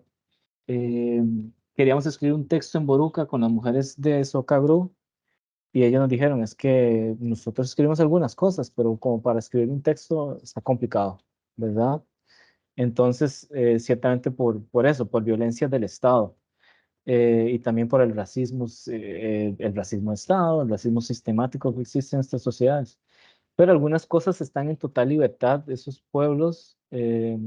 A ver, en la teoría social existe una contradicción, y cuando digo contradicción no es que sea algo malo, sino dos cosas que están en oposición y están ahí en constante conflicto, que es la lógica entre la agencia y la estructura. La agencia por lo general se pone en los individuos, ¿verdad? Que es como esa capacidad para poder transformar la estructura. La estructura vendrían a ser esas condiciones que se imponen, ¿no? La cultura es una de esas estructuras, ¿verdad? la ideología, las leyes, todo eso está en el mundo como de las estructuras. Nosotros se supone, según algunas teorías, que estamos en como en ese conflicto, ¿no? Entre la estructura y la agencia, ¿verdad? Entonces la agencia vendría a ser la capacidad que tienen las personas en relacionamiento para transformar esas estructuras. Eh, las personas pueden organizarse para decir, ya no queremos hacer como la lagartija, ¿no? Que es una práctica tradicional en un pueblo aquí en Guanacaste, ¿verdad? Que sabemos que bajo ciertos valores se ha prohibido porque se ha tomado conciencia de que no hay que matar al lagarto y esas cosas. Entonces se ha modificado esa tradición, ¿verdad? Bueno, otra gran tradición es las corridas de toros a la tica y todo eso. Em, entonces yo creo que no hay que caer como en esencialismos o en esta visión como conservacionista, en decir que el patrimonio tiene que mantenerse intacto, entonces no puede modificarse. Así como estas personas usan pinturas sintéticas hoy y antes no, o antes ni siquiera usaban, y eso no le resta valor simbólico, no le resta, no la hace menos, llamémosle boruca que lo que es, que lo que era antes a lo que es hoy. Eh, porque así como nosotros como cultura, digamos, no indígena, podemos, si nos damos la libertad de cambiar muchas cosas a través de la tecnología o lo que sea, pues ellos también. Eh, y por otra parte, voy a darles un ejemplo. Una vez andaba en una charla, una historia les voy a contar. Una vez andaba en una charla del Banco Central, ¿verdad? Y los que están debajo de la Plaza de Cultura, con Andrés Fernández, ¿no? Andrés Fernández, Premio de Cultura y toda esa cosa. Ese señor, pues, tiene una visión de la arquitectura que yo lo he leído, digamos, sus libros, y me parece que llenan un vacío importante de una práctica de la arquitectura que no está muy llena en nuestro país, digamos, difusión y también investigación. Em, pero don Andrés se dejaba decir unas cosas que me parecían muy incorrectas, digamos, porque ahí estaba sacando el patrimonio de su contexto histórico y lo estaba básicamente reificando, ¿no? Es decir, como si el patrimonio estuviera aquí por encima nuestro, ¿verdad? Y más bien se nos impone y no somos nosotros quienes lo producimos. Él llegaba y nos decía, es que ¿cómo que le decía él? Bueno, se quejó de las remodelaciones que le hicieron, no a la Plaza de la Cultura, sino al acceso del Museo del Banco Central. Esa actualización fue las rampas para personas con discapacidad. Ciertamente, cuando Bertó y compañía proyectaron y construyeron ese edificio, esa ley no existía como tal, no se consideró normativamente, ¿verdad? Y se hizo una rampa para acceso de carros y unas gradas y ya. Cuando se toma conciencia de esas necesidades del espacio urbano, ¿verdad? Para no producir desigualdades y para no generar violencia sobre algunos cuerpos, es que se hace la modificación de ese diseño, ¿verdad? Es decir, es una especie de reparación, es un acto de justicia espacial, diría yo también, y de justicia social.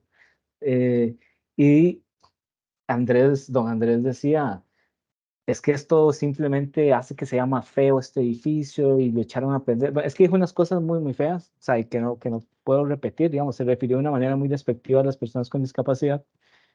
Entonces, bueno, además de que dejó de ver sus valores como persona, además dejó de ver sus valores, los valores con los que él se acerca a la noción del patrimonio y de la arquitectura, ¿verdad? Que eran muy, muy esencialistas, ¿verdad? Es decir, el edificio está por encima de la dignidad humana. Básicamente era eso. Conservemos esa fachada como los grandes maestros de la arquitectura costarricense la imaginaron, porque eso es patrimonio o potencial patrimonio del país que está por encima de la dignidad humana. Entonces, ahí es donde yo digo, el patrimonio no tiene que no tiene que estar fijo en el tiempo, tiene que adaptarse a los tiempos, ¿verdad? Es decir, no lo podemos deshistorizar. Eh, sí, tanto en las intervenciones que se hacen sobre edificios patrimoniales o sobre la ciudad, eh, o sobre los patrimonios intangibles, ¿verdad? Es decir, las comidas, todas esas cosas, Ujú. o los bailes. Sí, no sé si respondo de alguna No, manera. súper bien, sí. Sí, yo creo que es eso, simplemente no considerar las cosas como estáticas y también de intentar develar ese patrimonio de quién es, porque muchas cosas las damos por hechas como patrimonio costarricense, cuando sabemos que es el patrimonio de unos pocos costarricenses, ¿verdad?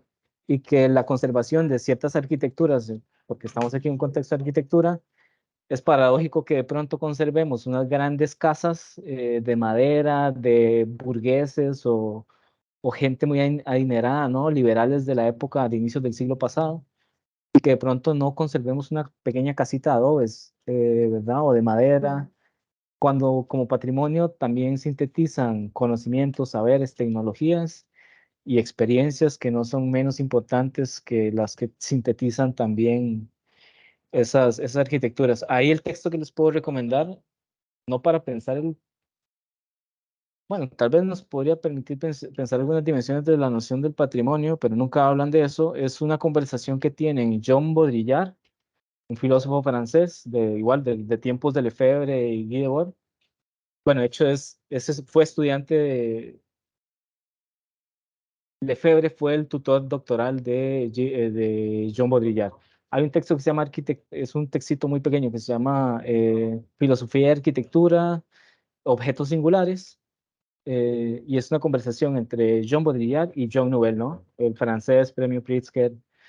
Es muy interesante porque ellos intentan, cuando hablan de objetos singulares, lo que dicen es que son esos edificios que de alguna manera sintetizan sus tiempos y sus espacios, digamos, el espacio-tiempo en el cual surgieron. Ellos son franceses, hablan de lo que ellos le dicen el Bibolk, que es el Charles Pompidou, de Roger Cipiano. Ese edificio de alguna manera cristaliza, por ponerlo en esos términos, o sintetiza lo que estaba pasando en Europa en esos momentos. Una inestabilidad, porque ustedes ven el paisaje, el emplazamiento de ese edificio, es una cosa bastante interesante.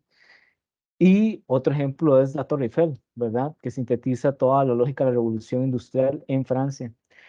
Para mí, el objeto singular contemporáneo por excelencia de Costa Rica es la Asamblea Legislativa.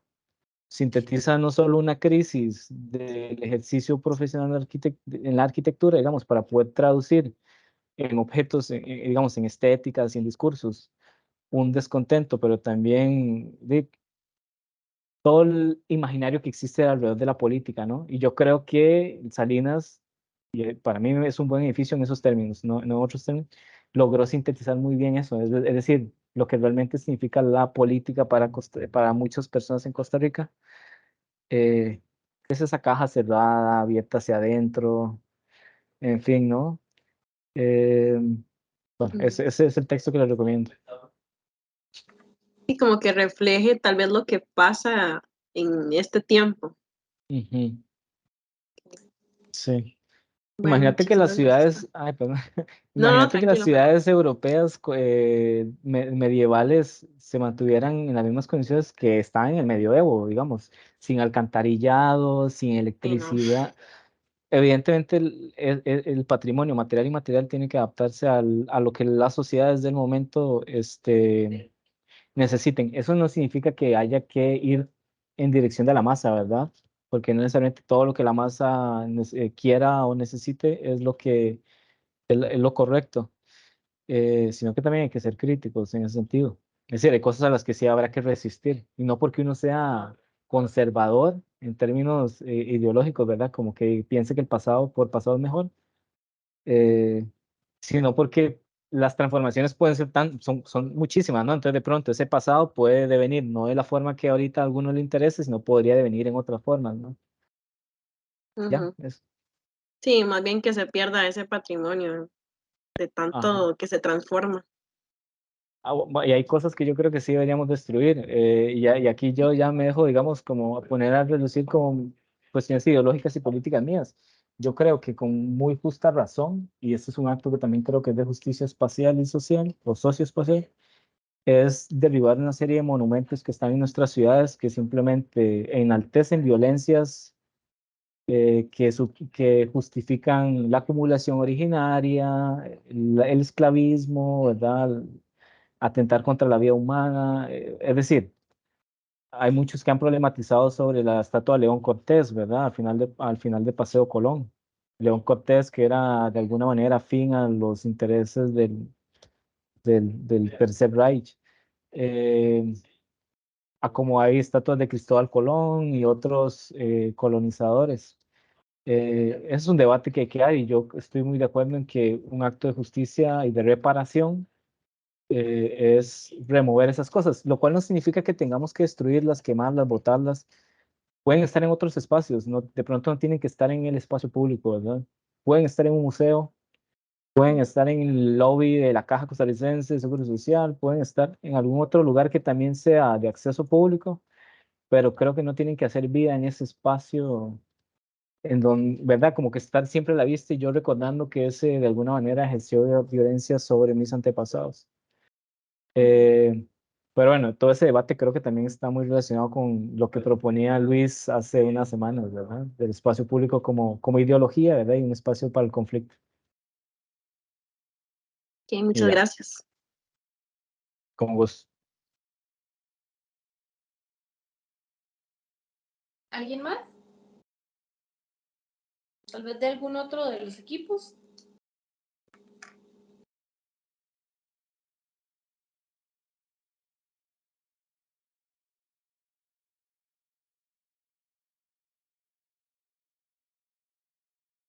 Se durmieron todos ya.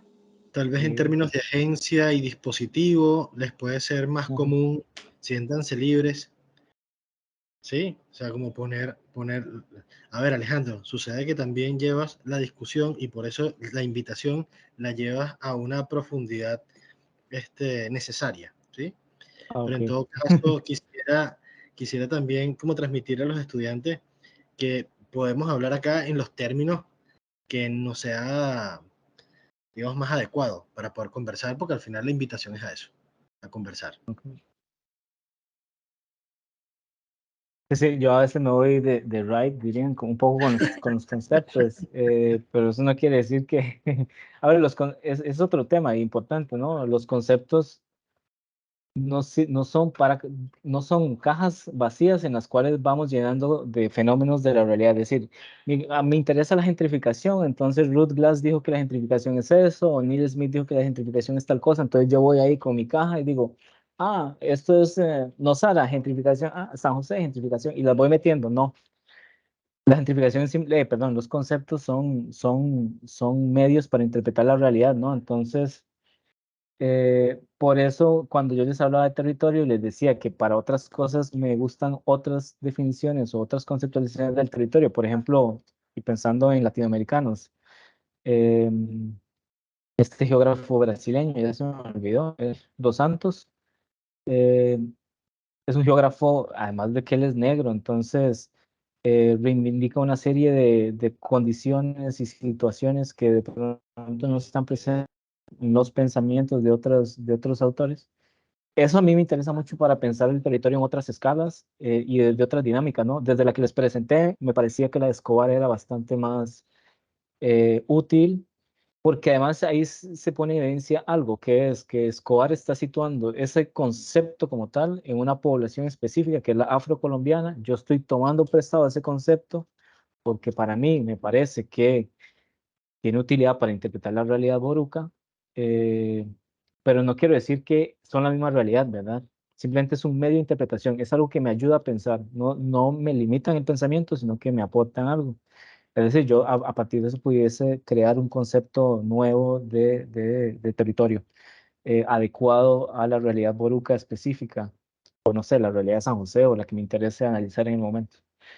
Es otro consejo, digamos, muy claro, porque a veces sí caemos como en esos términos sería en reificar los conceptos, es decir, los conceptos se nos imponen como si fueran cosas que nos encajonan, y no, eso sería como un gran error intelectual y también metodológico que pudiésemos cometer.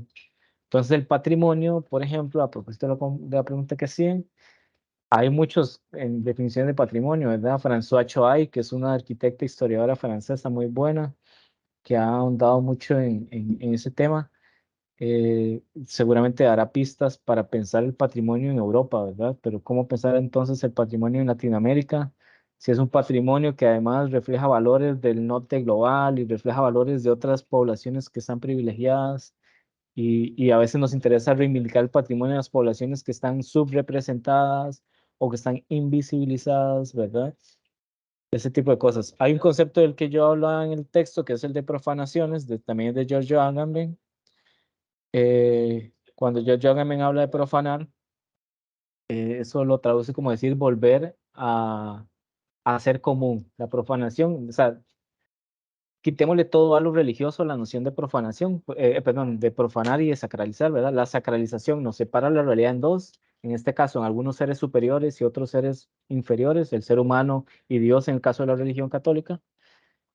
Profanar sería un acto que nos permite volver a Dios, sin intentar ofender a nadie, volver a Dios al mundo de los seres humanos, al mundo de lo material, es decir, volver a lo común.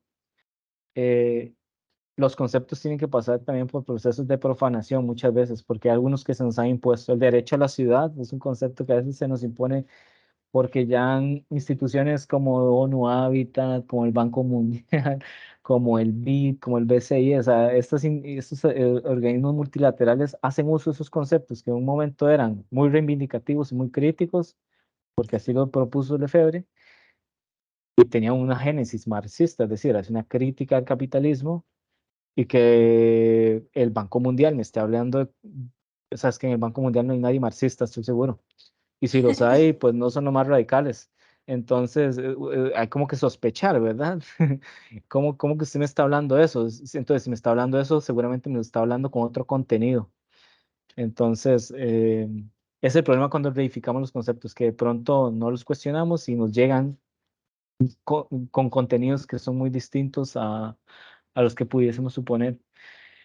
Tal Ya, vez, sí. tal vez para traerlo un poco de vuelta al ejercicio y al momento en el que estamos en el curso ahorita, ellos ya llegaron, digamos, formaron todo un proceso participativo donde tienen una integración con la comunidad, conocen quién es su usuario, conocen cuál es el problema que quieren atacar, el espacio que quieren intervenir, pero están empezando el momento proyectual y con base en un modelo espacial que han venido construyendo a lo largo de todo el cuatri, ¿verdad?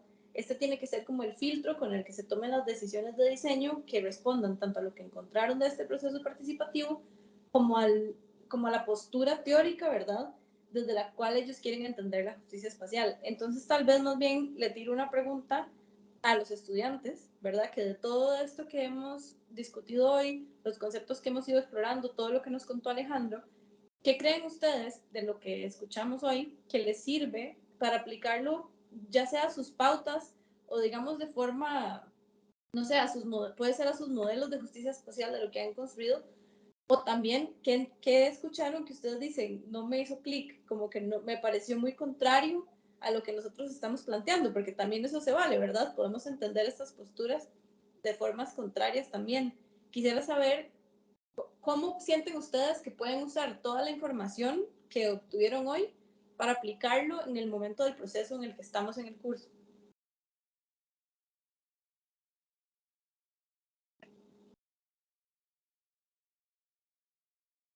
Pero no todos al mismo tiempo. Sí, están muy calladillos.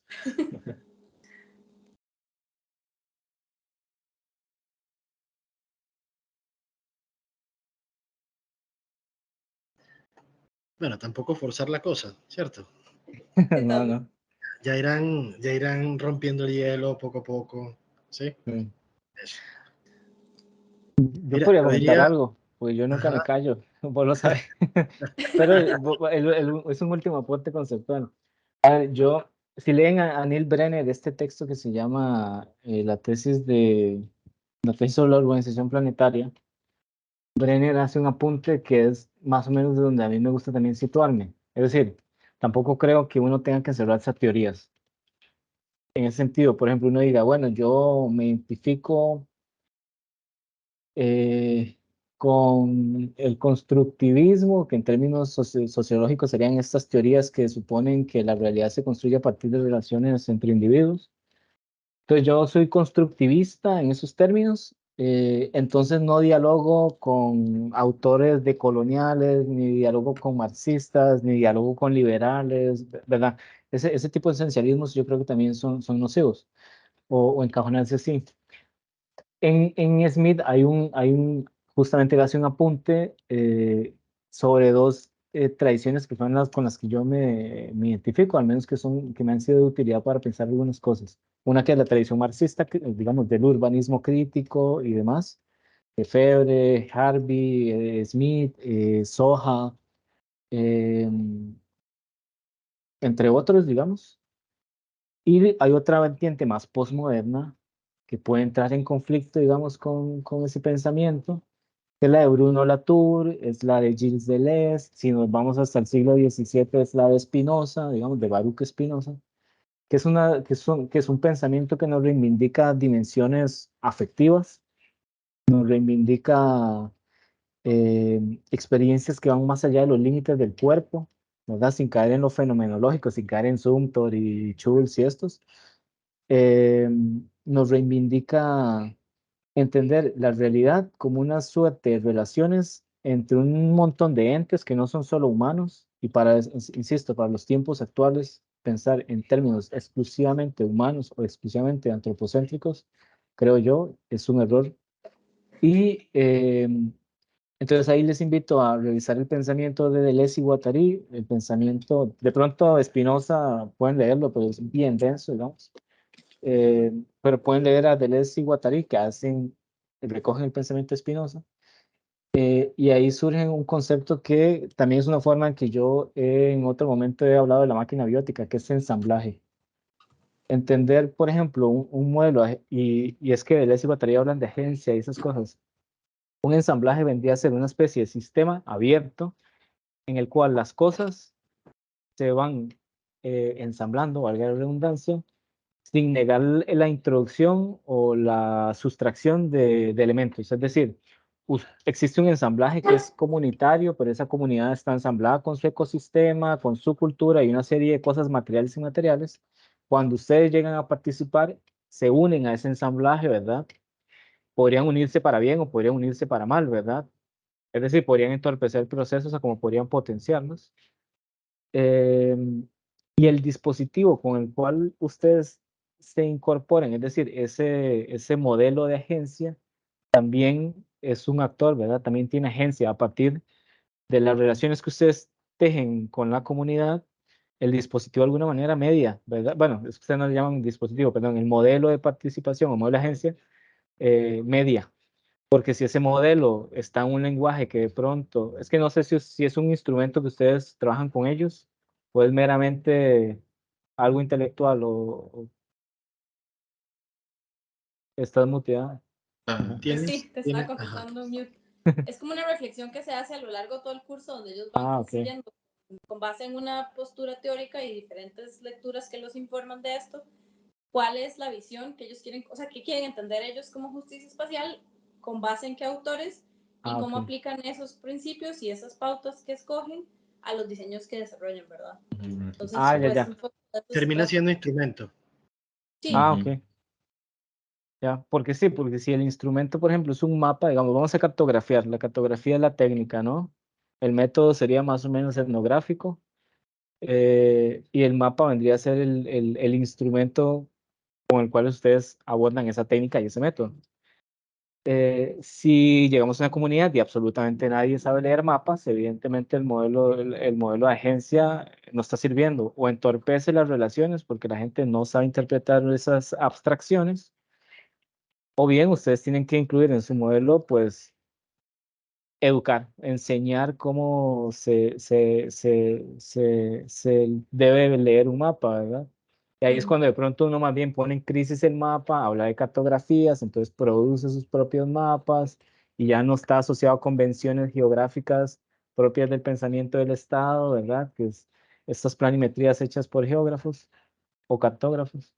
sí, exacto. Sí. De hecho, parte, digamos, de los ejercicios, ellos tienen un ejercicio que justamente se llama cartografías críticas, que es como de diseñar estos propios mapas y también tienen una, o sea, parte del proceso del curso es diseñar este modelo participativo, diseñar las herramientas que se usan, diseñar los mapas, los juegos interactivos y todo, digamos, como adecuado a las poblaciones específicas y a las necesidades también del problema en específico, ¿verdad? Porque no es Ujú. igual que critiquemos o sea, que critiquemos San José a que critiquemos una casa. O sea, las escalas y un montón de cosas van a ser muy distintas. Pero, bueno, no sé si vamos haciendo un cierre también para no Mm, quitarte más tiempo. No está bien. Y Tal vez cierro la idea del por qué les hablé de ensamblaje, porque Ujú. ahí es no solo entender ese modelo de agencia a través de la articulación entre seres humanos, sino entender de que ese plano, ese mapa, ese papel que ustedes llevan, si ya tiene algo contenido o incluso si está vacío, de alguna manera va a condicionar esas relaciones, ¿verdad? Si está vacío, de pronto la gente es como, ¿qué hago? Porque yo dibujo mal, yo no sé dibujar, entonces la gente se cohíbe.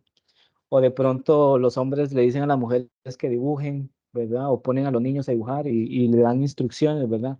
El papel vacío también condiciona o produce ciertas relaciones, a como el papel lleno también pudiese detonar otras. Entonces ese papel ahí en relación entre comunidad y estudiantes o arquitectos también cobra agencia, ¿verdad? Ahí es donde yo digo que la noción de ensamblaje desde Deleuze y Guattari es importante para entender de que esas relaciones sociales están mediadas por objetos. Hay un libro de Keller Easterling, que se llama ¿cómo es? Diseño del medio. Diseño del medio, saber entender el mundo, hace una reflexión sobre esas cosas. Y bueno, ella es arquitecta, entonces está en términos que de pronto a algunos arquitectos les parezca más accesible.